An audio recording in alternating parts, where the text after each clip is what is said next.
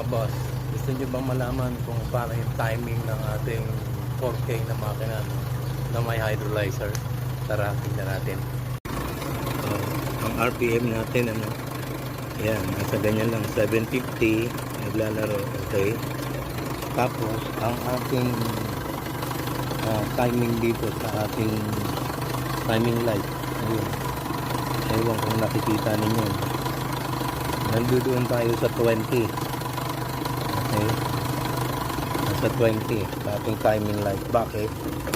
Kasi ang hydrolyzer, no, ang hydrogen from water fuel cell ay mas mabilis sumunog kaysa sa gasolina. So kinakailangan natin i-advance ng gusto ang kanyang before top dead center. Kailangan talaga sobrang advance.